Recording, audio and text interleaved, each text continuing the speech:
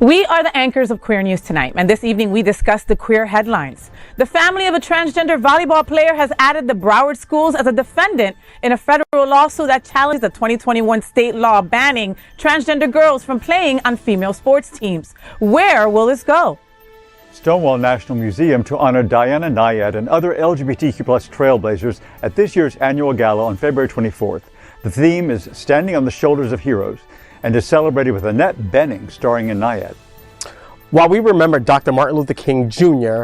and his contributions to the American Civil Rights Movement, let us also know and respect King's architect for that movement, the Black gay activist Bayard Rustin. Mark your calendar for the Hollywood Pride 2024 commencing on January 26th with the unique Circle of Pride networking event at Sunset Club. It celebrates the LGBTQ+. Pride is more than rainbow capitalism. Alligators, crocodiles, and monster pythons are at home in the famous Florida Everglades. But now, two gay men move into the heart of the River of Grass, offering hotel accommodations, restaurants, and yes, drag shows. They prove we are everywhere. Yes, we are. Good evening and welcome to Queer News Tonight. This is the world's first and only LGBTQ+ daily evening television news, broadcasting live and available on demand. Available on all smart televisions, including Roku, Apple TV, Android TV, Amazon Fire TV, Twitch, YouTube, and Facebook. It's time to queer up the news. It's Monday, January 15th, 2024, Dr. Martin Luther King Jr.'s Day. We are live and literally out of the closet and into the headlines. So many of your important stories we're going to tell this evening on Queer News Tonight.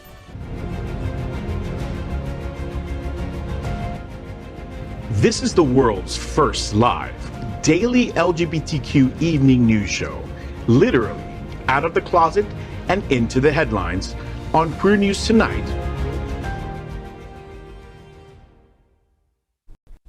Hello everyone, I'm your anchor at Queer News Tonight, FayWhat? And this evening we bring you the news of and perspective representing the LGBTQ+ community from South Florida, America, and across our planet. This is the world's first and only unedited live LGBTQ+ evening news show. Whatever happens unique in the LGBTQ+ news, you'll see it and hear it here. Hotspots Magazine Happening Out Television Network is a nonprofit 501c3 media company in the same model of PBS and NPR, but designed for the LGBTQ+ community. Our mission is to support the 10 pillars of our LGBTQ+ community. We want to inform and educate the key issues of our Black community, Latino, lesbians and queer women, trans, students, youth, seniors, HIV/AIDS, healthcare, business, social justice, and faith. Help us support our community. We are part of one of the largest LGBTQ+ media companies in America, Hotspots Magazine and Happening Out Television Network. In 2024, our magazine is celebrating 40 years of the LGBTQ+ experience, and our television news, talk, and entertainment shows support our mission to educate the LGBTQ+ and broader community.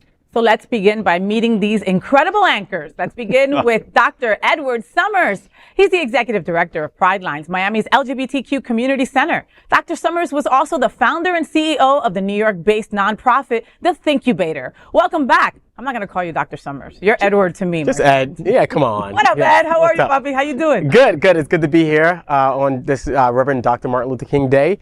Pride Lines, I just want to big shout out to Pride Lines. We have the AIDS Walk coming up, the Florida AIDS Walk in March. So we have a number of events and programs that we'll be hosting in honor of the AIDS Walk. So look to our website, look to our social media. Yes, I love it. Awesome. Let's welcome Dale Stine, a celebrated photographer in the LGBTQ+ community. He's also the director of music ministry at the famous Unity on the Bay and a moderator of Miami Gay List, South Florida's largest LGBTQ+ Facebook group, which can also be found on IG now at Queer List Official. Welcome back, Dale. How are you, It's puppy? great to be here. It's been like 2 months since I've been here, so Yes. It's wonderful to be around the table with all of your yeah, it's 2 months. So happy holidays, Happy New holidays. Year, right? All of that. All of that. back. Yeah, thanks. Great to be here. And let's welcome back Robert Kesten. Robert believes in universal human rights and has dedicated crucial years of his life to the integration of the Universal Declaration of Human Rights around the world. He conceptualized the UN Decade of Human Rights Education and is now the ED of Stonewall National Museum, Archives, and Library. Welcome back, Robert. How are you, honey? All right, thank you. Good to And see you. you'll be talking a bit about our gala, so I'm not going to talk about that. But today we just announced our Stonewall in Stonewall, which is are building a replica of the Stonewall Inn from New York inside, where you will be able to actually walk into the Stonewall bar in our building. And we will be celebrating that as part of June and Pride Month 2024. So you'll be able to come to Stonewall in Stonewall and be part of history. And what do you get at the door? A brick or a chocolate? Brick, right. Can we throw bricks at DeSantis? Actually, what they did is they gave out pennies, and because pennies back in 1969 were all copper, they would go, copper, throwing them, sort of a New York police term. I love that. So I can bring all my pennies then. So you can bring all your pennies, and that will be part of our fundraising. Oh my God, I love it. I love it. All right, so make sure you go to that. I definitely have to go to that for sure. Next up, let's welcome anchor Gregg Shapiro. Gregg's 9th book, Refrain in Light, was selected for the Poetry Mutual 10 Best Poetry Books of 2023. His entertainment coverage, including celebrity interviews, runs in a variety of print and online publications. Welcome back, Gregg. Are you interviewing anybody fun coming up? Oh God, I just did a great interview with an amazing graphic memoirist named Maurice Velacoup. That's already run in a couple of my outlets. Great memoir called "I'm So Glad We Had This Time Together." Oh. So it was really, it's really sweet. Yeah. He sounds like a sweet. He's a doll. Yeah. I love that. So folks, we are the reporters for Queer News Tonight. And this evening we begin with the queer headlines. The LGBTQ plus community in South Florida and across America is diverse. Our community across the world is vast. And here are the bullet points of the queer news for today. Let's begin with breaking news. Historic Smart Ride raises $16.4 million, and surprise announcement, 2024 The Smart Ride, the reunion cruise and ride. Presentation ceremony at Hunters in Wilton Manor. That was the total of 20-year history of the nation's largest LGBTQ plus HIV/AIDS charity bike ride that has given 100% of those funds to LGBTQ plus nonprofits in South Florida and Florida. Smart Ride 20 was the final ride. The emotional ceremony was hosted by founder and executive director Glenn Weisemer. City Commissioner Chris Caputo read a proclamation recognizing Smart Ride's incredible achievements. Hundreds attended a celebration brunch. The check presentation included the 6 major beneficiaries, including South Florida's Broward House, Pride Lines, Compass, A.H. Monroe, Orlando's Miracle of Love, and Tampa Bay's Empath Epic. The 6 beneficiaries received between $200,000 and $300,000 each in both giant symbolic check and the actual check itself. The fantastic news was bittersweet. The beneficiaries announced that they would announce in February there would be some form of a shorter day ride from Key West in mid-November. A video was played of the first announcement of an international fun ride event called the Smart Ride Reunion at Sea. The event will include a cruise and short rides in each port and sails, November 9th. More than $16 million has been raised for countless organizations in our LGBTQ+ community. So let's keep it going. Today we're happy to announce the next Smart Ride, the Smart Ride Reunion at Sea. That's right, it's a unique combination of a fun cruise and smart rides for riders and shore excursion and transportation for volunteers and supporters in every port. The 8-day cruise is November 9th to 16th, 2024, sailing from Miami on the brand new 170,000-ton 5-star MSC Seascape. This incredible ship will be home to Smart Ride's Reunion at Sea. Happy hours, special parties, and dining events will highlight the cruise. The international ride allows you to bring your bike aboard and will include Puerto Plata in the Dominican Republic, including a 5-mile fun ride. Stops include admission to the highest cable car in the Caribbean, historic sightseeing, and a shoreside pool reunion party with refreshments. Not a rider? No problem. Shore excursion transportation is included to all the stops for our Smart Ride guests. Next, visit San Juan, where the 5-mile fun ride includes Old San Juan with stops and admissions at San Cristobal Castle and our Pirates of the Caribbean theme and party including El Morro Castle. You also enjoy a 2-mile ride at the best private island in the world at Ocean Cay Marine Reserve with a special beach party and lunch. A farewell nighttime beach party will include bonfires, DJ and beach dance, and a roar on the shore, complete with a lighthouse rainbow LED show. Best of all, Smart Ride Reunion at Sea starts at just $469, plus government taxes and fees. You can make reservations for just $1, and a special interest-free payment of $99 a month makes the cruise affordable for all.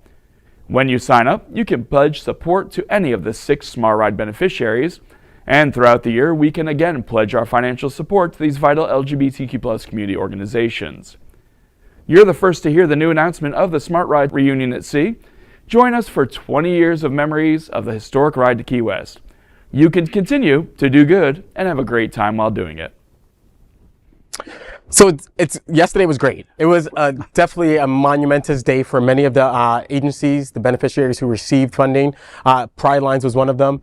We received our biggest check in the 10 years that we've participated, and those dollars goes towards direct service. Okay, say how much slowly. Okay, so Pride Lines received over $200,000. Oh my God, that's and a blessing. we were expecting. Last year we got about 129, and we're expecting about that same amount. So literally, these dollars will support critical services in Miami-Dade County.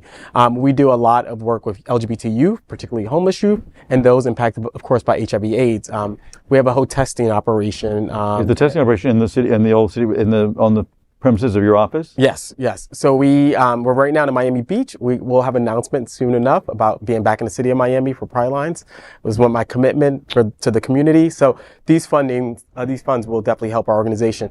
I think what was also critical about yesterday's event was that the 6 beneficiaries realized that Smart Ride is really critical to the community. Mm-hmm. It's not only about raising the funds, but it's about raising awareness because we still are saying names, quite frankly. And I think there's this misnomer that the virus is done and we don't have any more work to do. We have a lot of work to do in so many different communities. So the 6 beneficiaries announced that we will do another ride. So while it's not going to be the Smart Ride, because that name's going to be retired, what we're going to do is call it Bike It for Life, which is the original name of the Smart Ride. Oh my God. So we're going back to the beginning, right? We're going back to the beginning, going back to basic.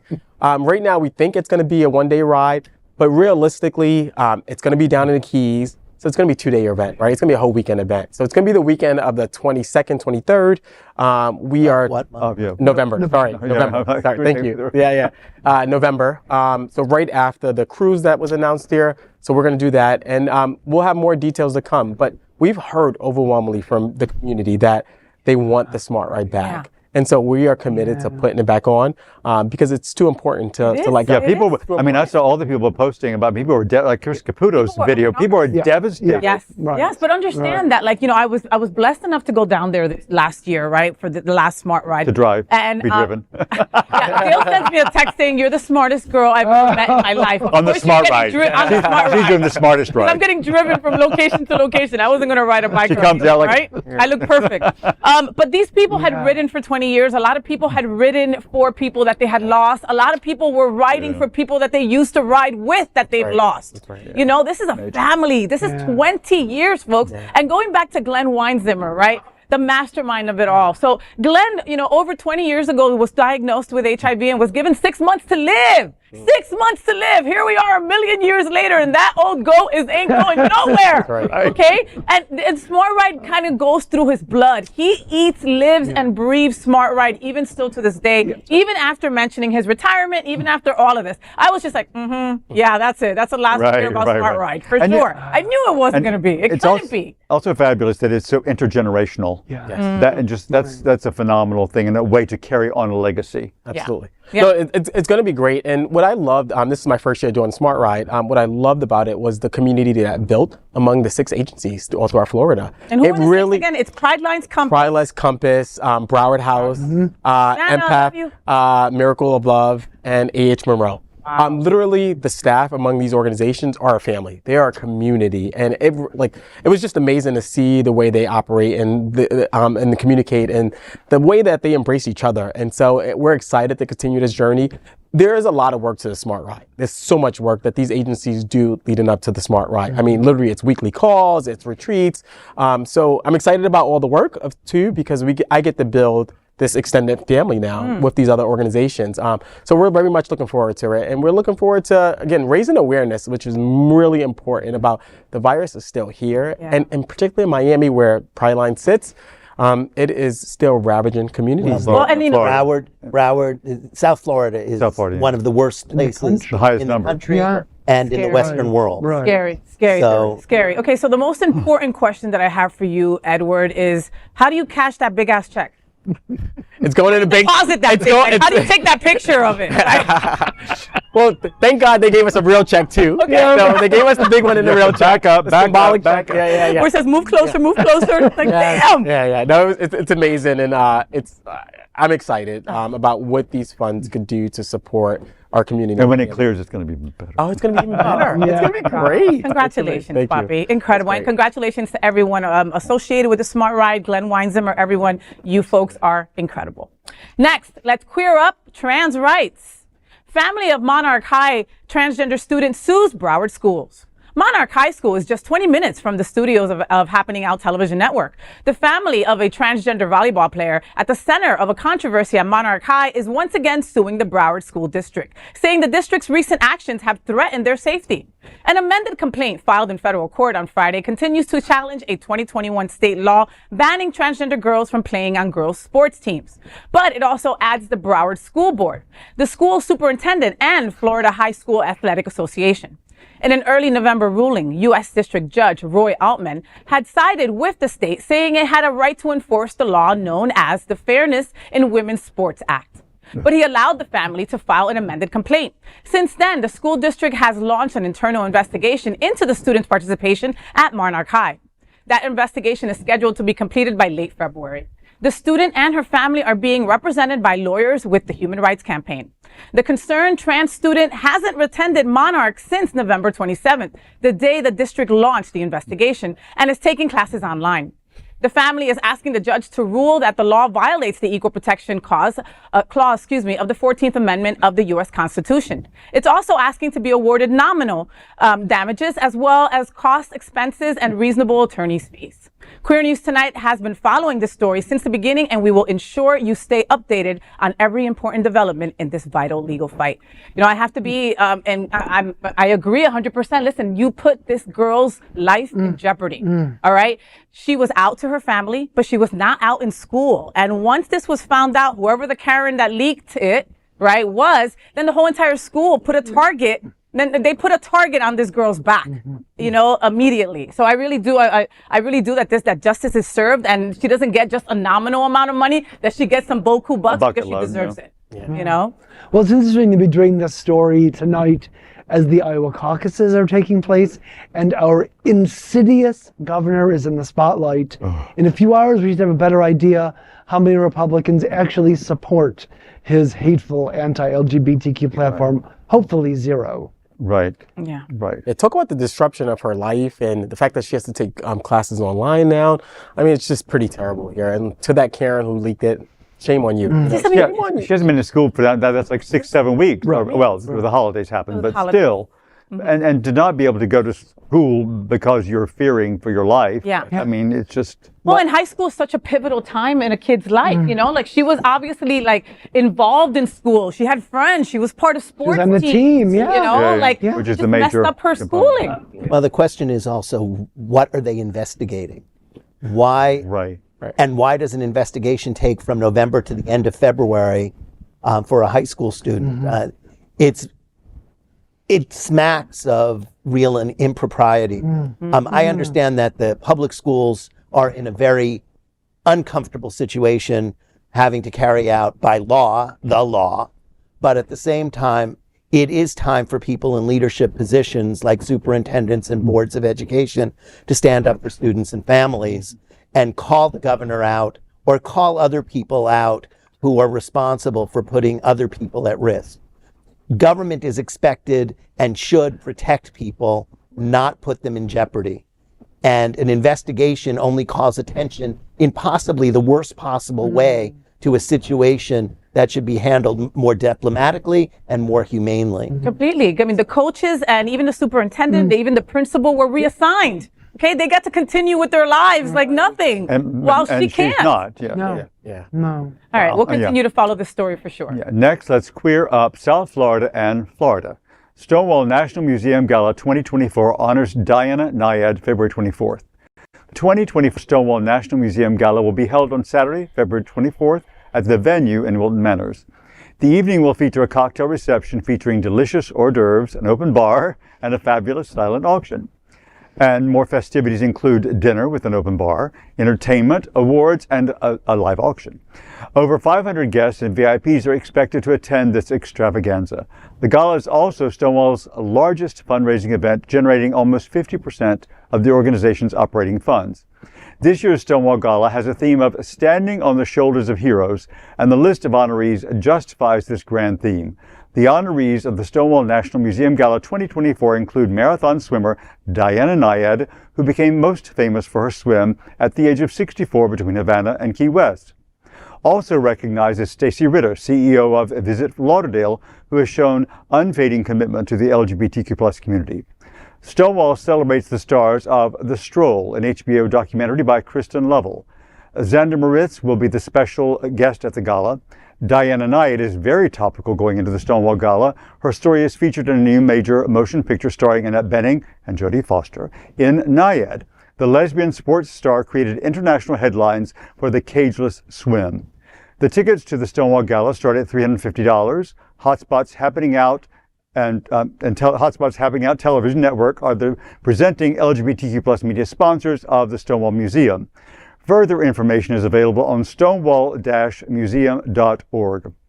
Well, it sounds like a very, very exciting event, and I love that Diana Nyad is being so perfectly honored. And it's, as it said in the story, it's so topical and on point, because the film is fabulous, and I think it's a wonderful thing. It looks to be an amazing event, and kudos to you. Right, and how perfect it is that we have Robert here, you know, the head honcho over there at Stonewall. Is Diana nice? Diana is a personality. Yeah, I don't think she's intended to be nice. No, she doesn't, you know what? Here's the thing. She doesn't have to be nice, folks. I just, you know what I mean? I still want to see her. It's just interesting because after her swim, she wasn't going to be doing those kinds of swims anymore. She was 65 by the time this whole thing is over. And it took her 5 tries before she could make it. That determination is what makes her so amazing. Doing the swim is unbelievable.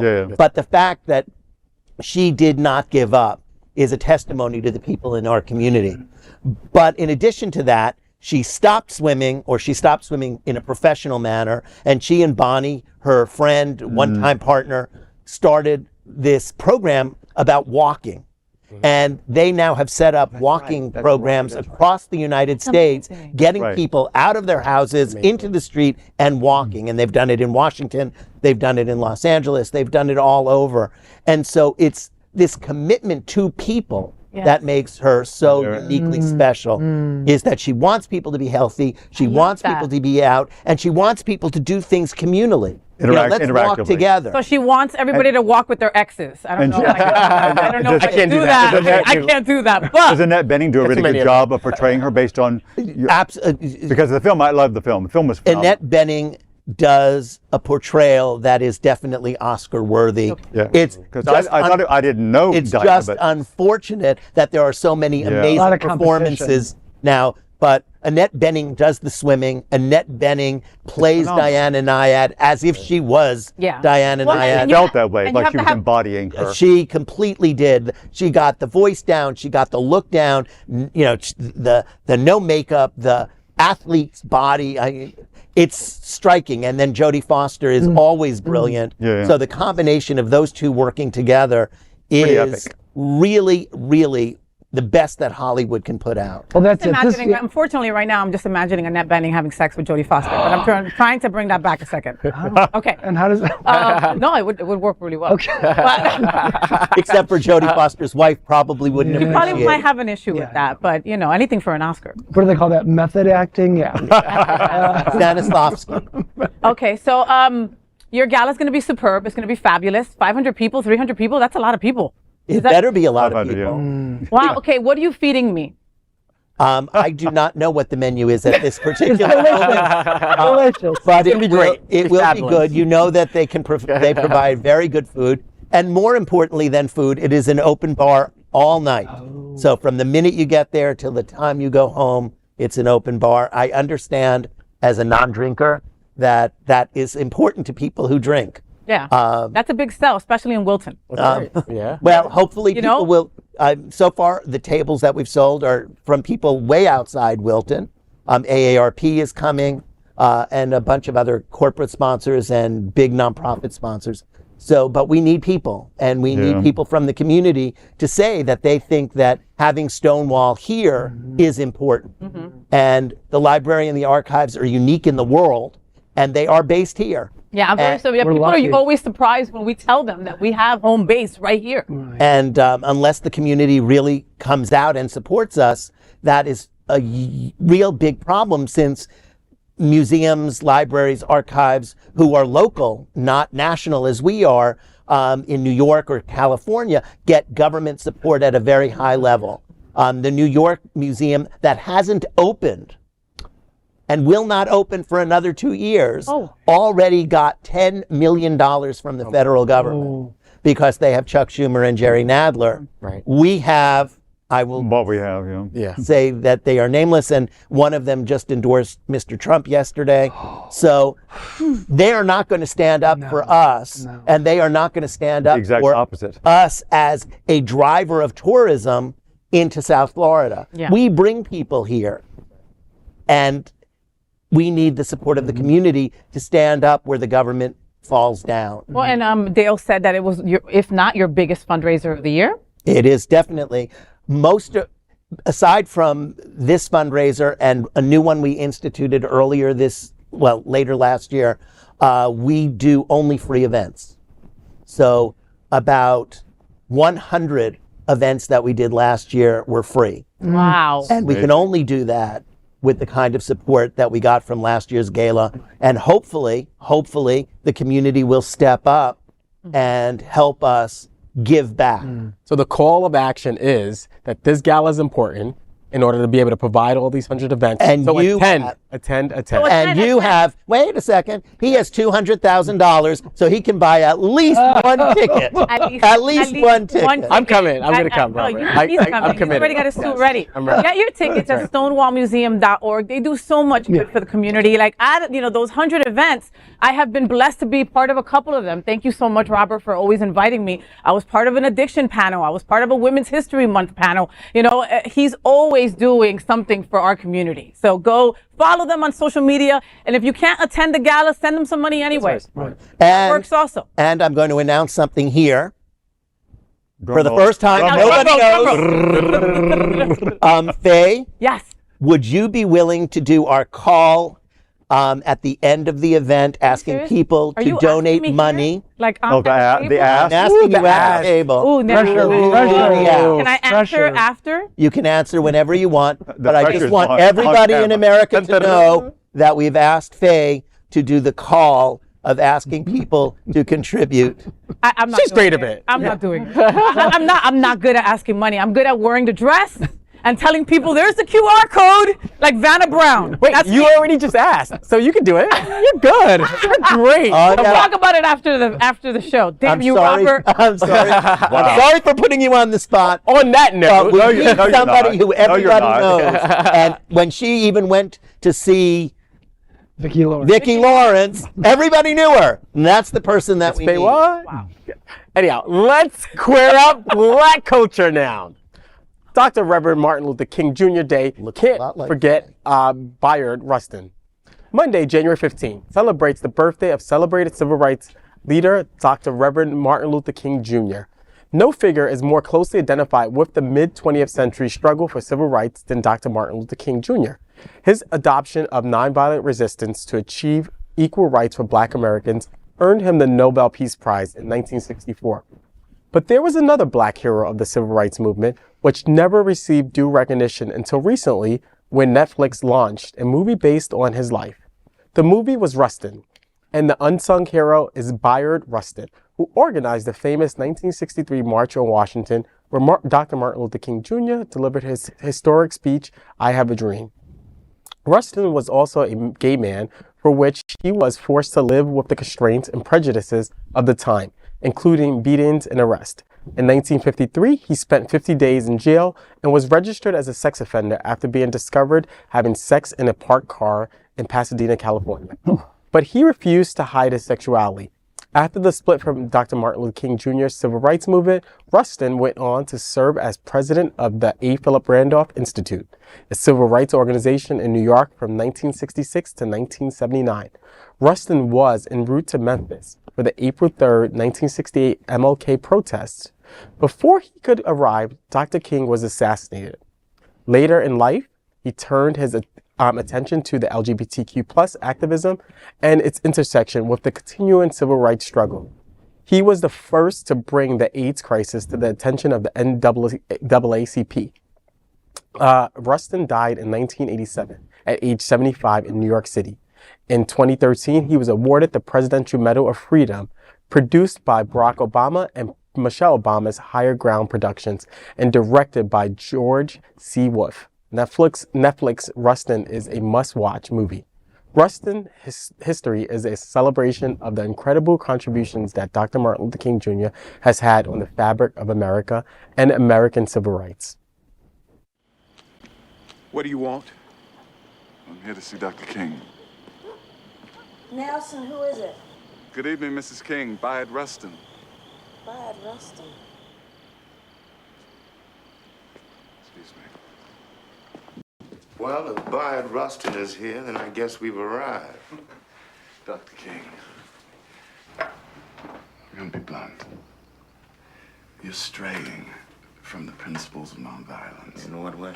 You're the leader of a nonviolent movement, and yet you have guns in your home and these armed guards outside. Let me ask you something, Mr. Rustin. Would you risk your family for a tactic? Nonviolence is not a tactic. Would you risk your family? Nonviolence is an ideology. I have It's an a movement, obligation a way to of protect my life. family It's and a defend my religion. home. Well, the guns don't make me feel any safer. Just a disclaimer, that clip was not from the actual movie Rustin. It was actually from Boycott, but it was a scene with Bayard Rustin in it. I think this is great. I think Netflix, kudos to Netflix for recognizing an unsung hero. Mm-hmm. We have so many in the civil rights movement that because Martin Luther King, Dr. Martin Luther King was who he is, he overshadowed so many other leaders. And so kudos to Netflix for doing this. Rustin is a great Netflix movie. I watched it. I loved it.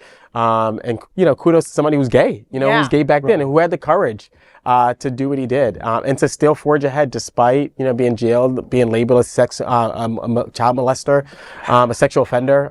He still forged ahead. What I love about it too was back then he had some interracial relationships, which I think is great back in those days. For the time he was he was pushing it all. He was not accused of being a child. I'm sorry. That's important. Also, and this clip was good in the sense that it showed that Rustin was the person who brought nonviolence to the King movement, separating it from all the other movements that were looking for civil rights at the time. That was not the case before.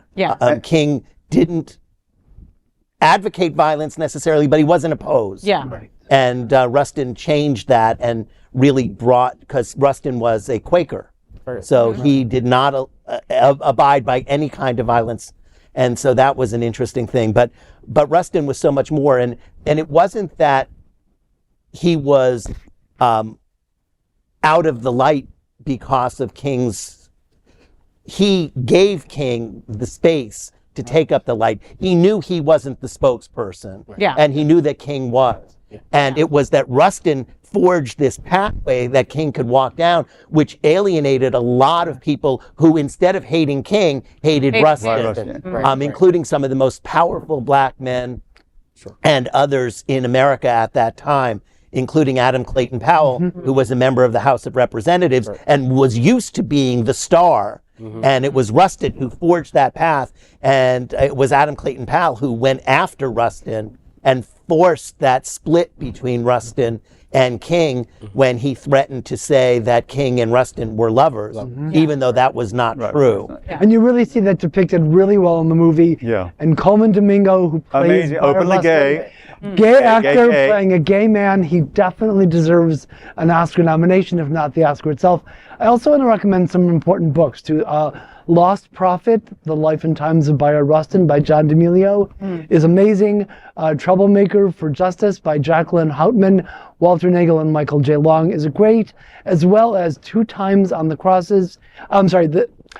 Time on Two Crosses, the collected writings of Bayard Rustin, all amazing reading about him. Completely. I have a question for the table, okay? So, I mean, he was all about world peace, even though Bayard was the one who, led the way, etc., right? Nobel Peace Prize winner, right? King, King was, right? Nonviolent. Bayard got to live to 75. Unfortunately, MLK did not, right? Do you think that with more time together, MLK would have been fighting for our rights too? There is some indication that King already did. Yeah. And the reality was that King was not fighting for black rights. He was fighting for universal rights. Human rights. Human rights. Well, human rights, but also Rustin came to the civil rights movement from the labor movement.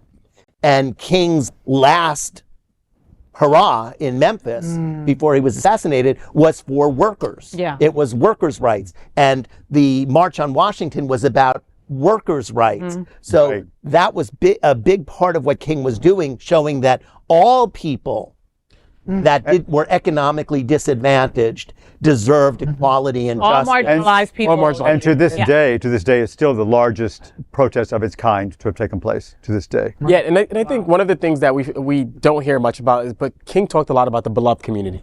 And that goes to Robert's point, was the beloved community is all inclusive of all of us. And so that's what he fought for. I love that. Yeah, I love that. Okay, well then in my story, and if he would still be alive, he would be fighting for women's rights. Absolutely. He would be fighting for LGBTQ plus rights. I mean, He fought for women's rights. Right. He Fantastic. definitely did.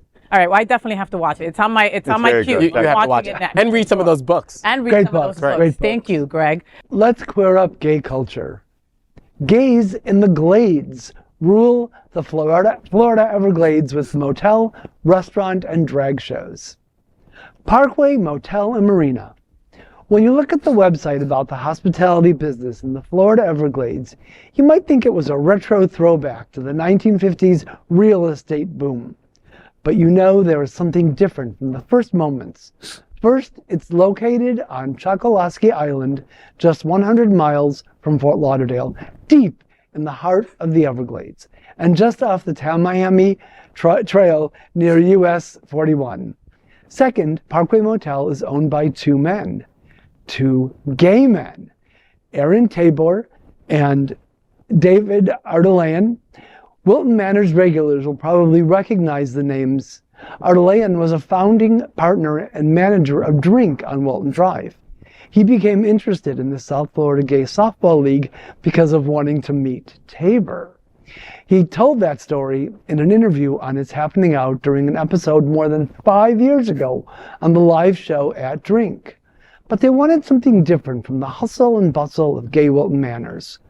We couldn't have imagined they would retreat deep into the Florida Everglades. Originally built as a fishing village in 1956, Parkway is surrounded by millions of miles of wilderness. The island, connected by road, is an ancient Calusa Indian barrier island and part of the UNESCO World Heritage Site. There is a marina store, various types of accommodations, and a restaurant. It was the restaurant that really caught Queer News Tonight's attention. Yesterday, it hosted, in the heart of the Florida Everglades, a Sunday drag brunch. The restaurant is Have Anna Cafe, and the rural drag brunch starred Velvet Lenore, T.P. Lords, Lisa Renee, and Alondra Matthews. The DJ was none other than well-known performer Alex Furbear.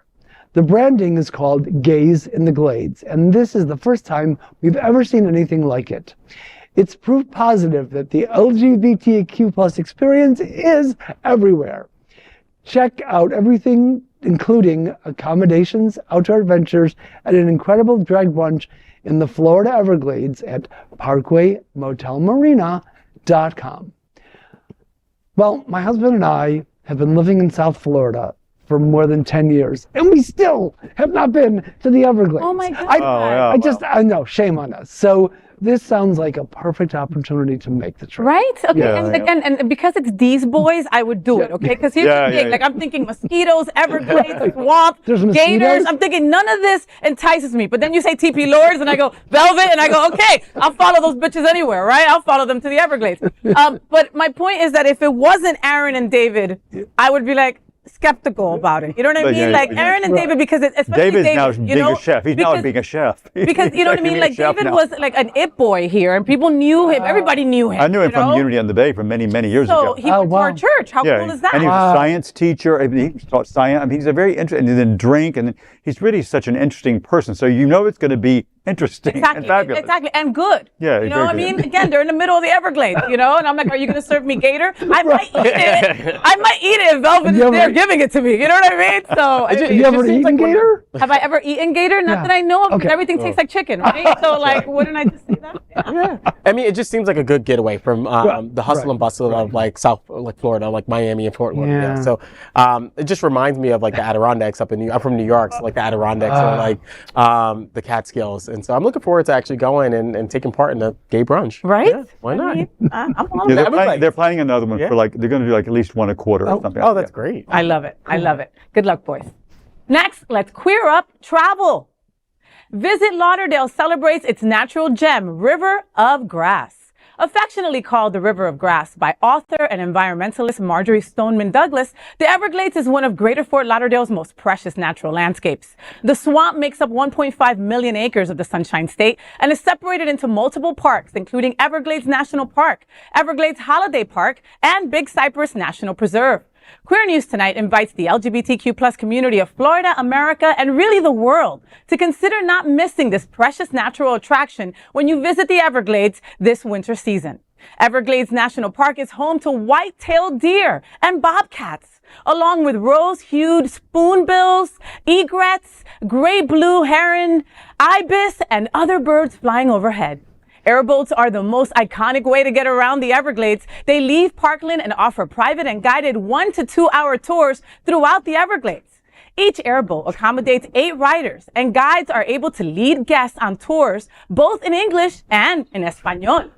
At Everglades Holiday Park, you can enjoy a 60-minute airboat tour. Rides leave the dock every 20 minutes, and they can also accommodate groups of more than 10 people. Plus, each ticket gets you access to the thrilling alligator presentation performed by the Gator Boys from Animal Planet's hit series.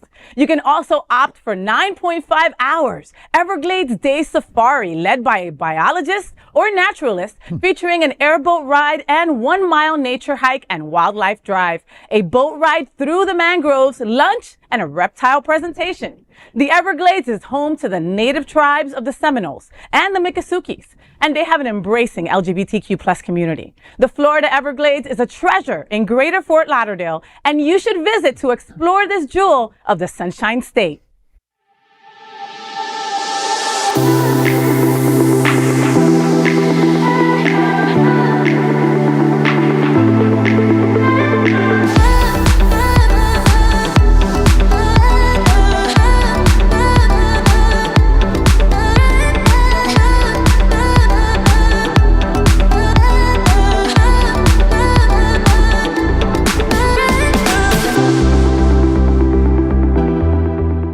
Next, we are proud of our special partnership with Sunshine Cathedral, the world's largest queer church here in Fort Lauderdale. Supporting that partnership, we are broadcasting from our permanent set here at Sunshine Cathedral at the Happening Now television studios.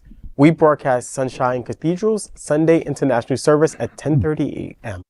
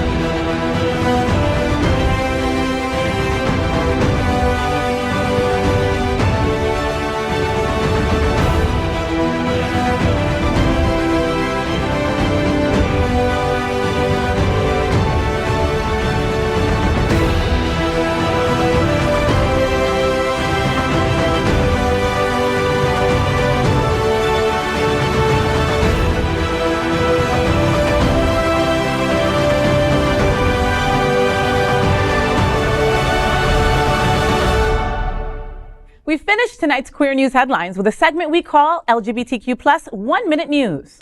LGBTQ Plus 1 Minute News. Let's queer up entertainment. Tom Goss, An Evening of Music comes to Sunshine Cathedral Performing Arts January 19th. South Florida can never get enough of Tom Goss, and lucky for us, the singer-songwriter is coming back to Fort Lauderdale on Friday, January 19th, 2024, for a one-night-only concert at Sunshine Cathedral Center for the Performing Arts. Goss has released 5 studio albums, 1 live album, 2 EPs, and multiple non-album singles.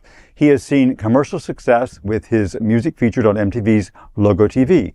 He won Best Gay Musician in D.C. from the Washington Blade. You would not want to miss this one-of-a-kind dose of entertainment. Tickets for the event start at $25. Sunshine Cathedral Center for the Performing Arts is a non-profit experience supporting the community. It is also America's leading LGBTQ plus live entertainment series. Further details of the event are available on sunshinecathedral.org. LGBTQ plus 1 Minute News. Let's queer up business. OpenAI Sam Altman is gay and marries his boyfriend Oliver Mulherin. OpenAI CEO Sam Altman rang in the new year with wedding rings. The 38-year-old tech mogul married his partner Oliver Mulherin in a seaside ceremony this week. Mulherin was born in Australia, is a software engineer, and is a graduate of the University of Melbourne. Not many details about this couple are known, including how long they've been together. Altman told New York Magazine last fall that the two share a house on San Francisco's Russian Hill. Altman's first public appearance with Mulherin was at the White House dinner in June, hosted by President Joe Biden for Indian Prime Minister Narendra Modi, in which the CEO brought his then boyfriend as a guest. OpenAI is loved or hated, depending on perspective on societal impact of artificial intelligence. But there is no denying OpenAI is one of the most important emerging business technology companies in the world. Let's queer up the USA View. GLAAD, Frameline, and Newfest unite for groundbreaking queer cinema at Sundance.